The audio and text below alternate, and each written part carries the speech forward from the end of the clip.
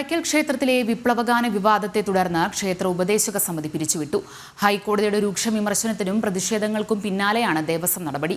CPM branch secretary പ്രസിഡന്റായിരുന്ന ഉപദേശക സമിതിയാണ് പിരിച്ചുവിട്ടത്. വിപ്ലവഗാനം വാർത്ത ആദ്യം പുറത്തുവിട്ടത് ജനം TV, ജനം ഇമ്പാക്ട്.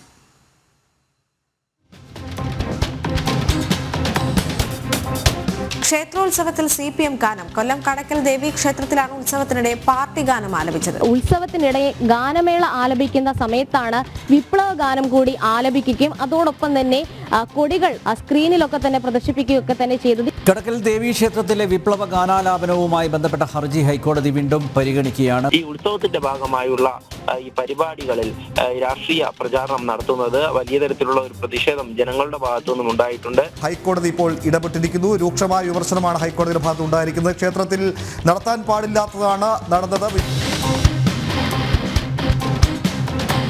മാർച്ച് 10-ാം തീയതിയായിരുന്നു ഹൈന്ദവ വിശ്വാസങ്ങളെ അവഹേളിച്ചുകൊണ്ടും വിശ്വാസികളെ നൊമ്പരമേൽപ്പിച്ചുകൊണ്ടുമുള്ള സംഗീത പരിപാടി ക്ഷേത്രവേദിയിൽ അരങ്ങേറിയത്.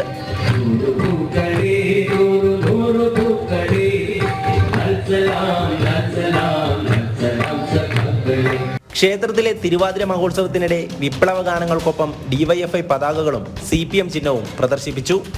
പിന്നാലെയാണ് ജനം TV ദൃശ്യങ്ങൾ സഹിതം വാർത്ത പുറത്തുവിട്ടത്. വാർത്തയെ തുടർന്ന് ക്ഷേത്രത്തെ രാഷ്ട്രീയവത്കരിക്കുവാനുള്ള ഗൂഢശ്രമത്തിനെതിരെ വലിയ പ്രതിഷേധമുയർന്നു. പിന്നാലെ ഹൈക്കോടതിയിലേക്ക്. ദേവസ്വം ബോർഡിനെയും ഉപദേശക സമിതിയെയും ഹൈക്കോടതി രൂക്ഷമായി വിമർശിച്ചു. ഇതിനിടെ ദേവസ്വം വിജിലൻസ് വിഭാഗവും അന്വേഷണം നടത്തി റിപ്പോർട്ട് സമർപ്പിച്ചു.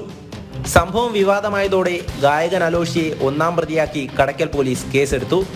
ക്ഷേത്ര ഉപദേശക സമിതിയിലെ 2 പേരെയും പ്രതി ചേർത്തിട്ടുണ്ട്. തുടർന്നാണ് ഉപദേശക സമിതിയെ പിരിച്ചുവിട്ടുകൊണ്ടുള്ള തിരുവിതാംകൂർ ദേവസ്വം ബോർഡിന്റെ നടപടി. ഉപദേശക സമിതിയുടെ ഭാഗത്തുനിന്ന് ഗുരുതര വീഴ്ച ഉണ്ടായതാണ് കണ്ടെത്തൽ. ക്രിമിനൽ കേസുകളിൽ പ്രതിയായ CPM ബ്രാഞ്ച് സെക്രട്ടറി പ്രസിഡന്റായിരുന്ന ഉപദേശക സമിതിയാണ് ക്ഷേത്രത്തിലെ വിപ്ലവ ഗാനമേളയ്ക്ക് നേതൃത്വം നൽകിയത്. കഴിഞ്ഞ വർഷവും സമാന പരിപാടി ക്ഷേത്രവേദിയിൽ അവതരിപ്പിച്ചിരുന്നു. ഹൈന്ദവ ക്ഷേത്രങ്ങളെ മാർക്സിസ്റ്റ്വത്കരിക്കുവാനുള്ള ശ്രമം അനുവദിക്കില്ലെന്ന് കാട്ടി ഹിന്ദു ഐക്യവേദി ഉൾപ്പെടെ ശക്തമായ പ്രതിഷേധം അറിയിച്ചിരുന്നു. ജനം, കൊല്ലം.